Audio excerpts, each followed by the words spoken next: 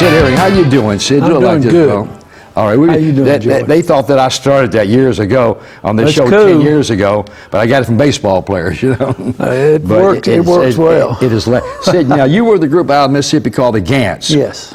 First of all, you used to come to Memphis and play gigs, and I think I booked you with, who's that group? Yardbirds and Box Tops. Box Tops. Yeah, and then we continued the tour with the Yardbirds on for a little bit, and that was I really appreciate that because we had a big time. Boy, but you guys had a hit record. What was it now? Roadrunner. I'm a Roadrunner. Instrumental, huh? Well, no, it was a vocal. It was old Bo Diddley song. Oh, which I remember. I'm a big fan of Bo Diddley. Yeah.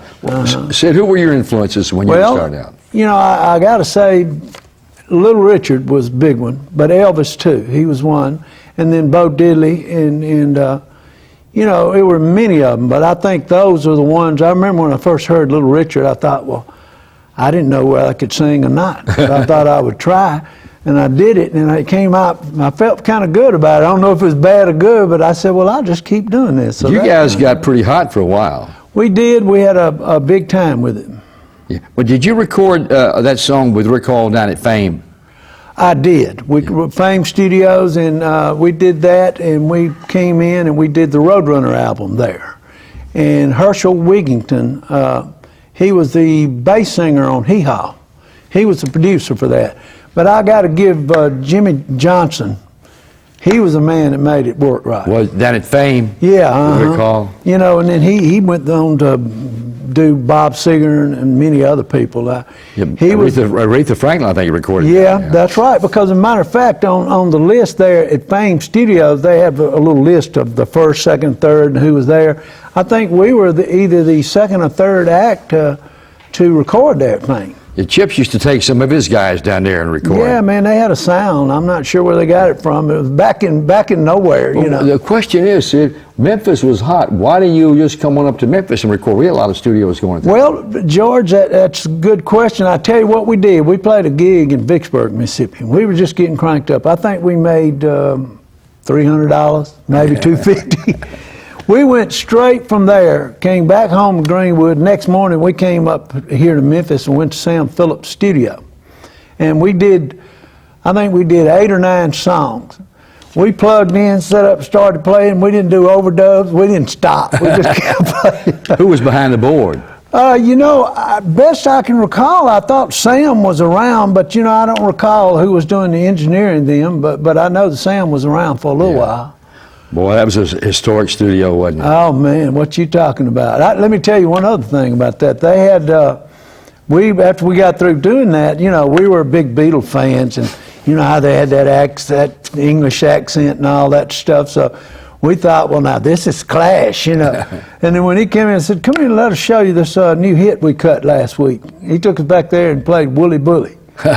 Wooly Bully. By Sam the Sham. Yeah, Sam the Sham, and you know, we thought it was okay, but we were Beatle-fied by then. We wanted all the Clash and harmony, so we didn't. And then we ended up on tour with Sam the Sham.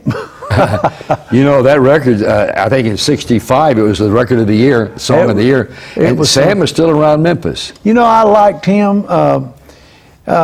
He was a ball to be with. We got on that bus and plane and stuff. We'd play cards. Only thing is, it just wore me out. He didn't seem to stop. We'd play cards all night, pull up to the gig, go in there and play a gig, come back, get back on the bus, play more cards.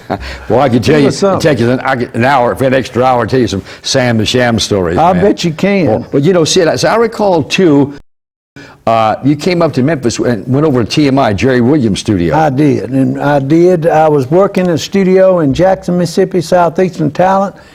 Jerry came down there, and I think he knew this guy I was working with, Mike Daniels, and he came down, and next thing I know, he's inviting me up to Memphis. The timing was perfect. Was Steve Cropper at TMI then? Oh, man, when I saw Steve was involved, you know, I said, hey, let's do it. So, yeah, Steve came in, we did it. I remember one time there, and Jerry was like my big brother. I don't know, I felt that way when I first met Jerry. But I remember we were in there, and he had Jeff Beck in there one time, and I sat far from here to Me to You and sit there on that Going Down album and watch Jeff Beck do that. marvelous. I'm just sitting there going, wow, man. Hey, Sid, before we let you go, what are you doing these days? Well, I've got a CD I released last year. It's called Full Circle. And being from Greenwood, Mississippi, I'm a big Robert Johnson fan. In fact, he's buried about a mile and a half from where I lived in Greenwood. And as soon as you cross the river there in Greenwood, it's like cotton fields. And it's called Money Road, where you ride down, and he's buried over there. And so I was a big Robert Johnson fan, so I thought, and I'd been feeling this blues in me for years, and I thought, well, it's time for me to do a blues album. So I did this, and it's got some good stuff on it. It's a story on there. One of the songs talking about when I was 5 years old, first heard the blues. I think it was WLAC out of Gallatin. That's right. And I'm trying to remember the disc jockey's name, but I can't. They were a gospel blues station. I remember being 5 and I was listening, and I remember hearing that blues, and I thought, I kind of smiled. I thought, I kind of like this. I didn't know nothing. I just knew I liked that. Yeah.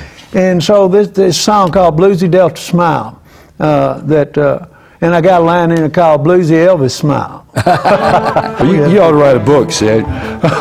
Well, hey, we got to let you go, my man. Thank you, sir. Thanks for coming. We'll do this again next time you're around Memphis. Yes, Just give sir. us a call. We'll bring you in. Please, sir. Sid Herring out of the state of Mississippi, a group that is very historical, folks, called the Gants. George Klein, Memphis Sounds.